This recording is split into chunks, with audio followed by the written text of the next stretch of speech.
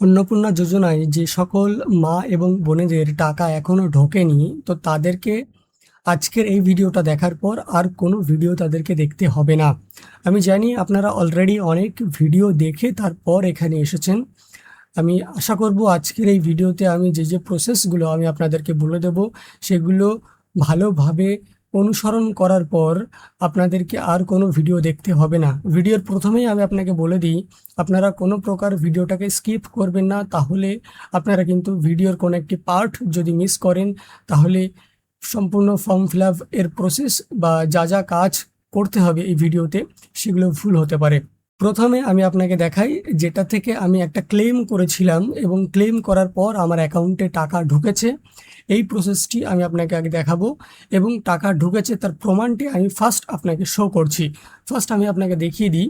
প্রথমে আমি এখানে লিখলাম ফ্যামিলি ডেটা লেভেল কালেকশন, দেখুন এখানে আছে। এই অফিসিয়াল পোর্টালটা আমি এখান থেকে ওপেন করলাম। ওপেন করার পর এই যে সিটিজেন্স ফ্যামিলি পোর্টাল, এখানে লগ ইনে আমি আপনাকে স্টেটাসটা দেখাবো, যেটা ক্লেম করার পর টাকা ঢুকেছে সেই স্টেটাসটা আমি আপনাকে দেখাবো। এখান থেকে আমি আমার ডিস্ট্রিক্ট সিলেক্ট করলাম, মোবাইল নাম্বারটা এখান থেকে বসাবো।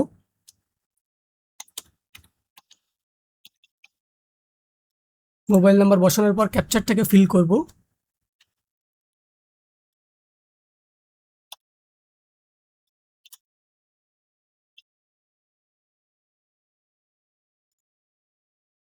দেখুন ক্যাপচার ফিল করব। এবার আমি আমার ফোনে একটা ওটিপি আসবে, সেই ওটিপিটা আমি এখানে বসাবো।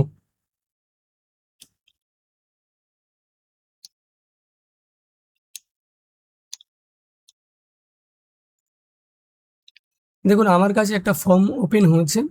এই ফর্মটাই আগে টাকা ঢুকতো না, তারপর ক্লেম করার পর টাকা ঢুকেছে এবং সেই প্রসেসটি আমি আপনাকে দেখাচ্ছি। এখানে দেখুন অবজেক্ট ক্লেম এখানে লেখা আছে, এটা কিন্তু পূরণ করা হয়েছিল এবং ক্লেম করা হয়েছিল। ক্লেম করার পর টাকা ঢুকেছে এবং ট্র্যাক স্টেটাসে যদি আমি নিচে আসি, এখানে দেখুন লেখা আছে অ্যাপ্রুভ। এখানে কিন্তু আগে লেখা ছিল ফর ফার্দার ভেরিফিকেশান, এখন এখানে লেখা আছে দেখুন অ্যাপ্রুভ এবং এই অ্যাকাউন্টে টাকা ঢুকেছে। আপনাদের অ্যাকাউন্টেও যদি এখানে অ্যাপ্রুভ লেখা থাকে, তার মানে আপনারা ব্যাংকে গিয়ে চেক করবেন যে আপনাদের অ্যাকাউন্টে টাকা ঢুকেছে। এবার আসি কি কি কাজ করতে হবে সেটা আমি আপনাকে দেখাই। প্রথমে আমি আপনাকে একটা নোটিশ শো করছি, সেই নোটিশে কি বলা হচ্ছে দেখুন। দেখুন এই নোটিশটাতে এখানে কি বলা হচ্ছে, যে সকল অন্নপূর্ণা যোজনার প্রাপক অনলাইনে ফর্ম পূরণ করার সময় ভুলবশত 3টে বা তারও বেশি রুম আছে বলে চিহ্নিত করেছেন এবং বর্তমানে তাদের স্টেটাস ফর ফার্দার ভেরিফিকেশন দেখাচ্ছে, তাদের জন্য নিম্নলিখিত নির্দেশগুলি বিশেষভাবে প্রযোজ্য। কি করতে হবে?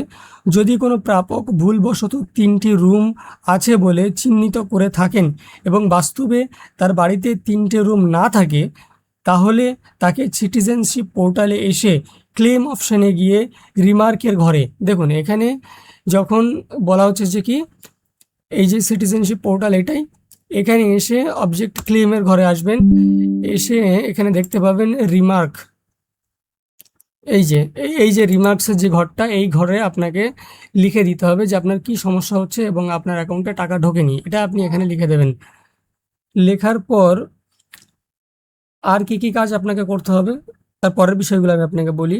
যদি কোনো প্রাপক ভুলবশত 3টে রুম আছে বলে চিহ্নিত করে থাকেন এবং বাস্তবে তার বাড়িতে 3টে রুম না থাকে, তাহলে তাকে সিটিজেনশিপ পোর্টালের ক্লেম অপশনে গিয়ে রিমার্কে ঘরে বিশেষ ঘরটিতে বিস্তারিতভাবে উল্লেখ করতে হবে এবং পাশাপাশি প্রাপককে নিজের যে বাড়ি আছে, যে বাড়িতে যে ব্যক্তি টাকা ঢুকছে না, সেই ব্যক্তি যেই বাড়িতে বসবাস করে সেই বাড়ির সামনে দাঁড়িয়ে একটা ছবি তুলতে হবে এবং সেই ছবি সহ এই সিটিজেনশিপ পোর্টালে আপলোড করতে হবে।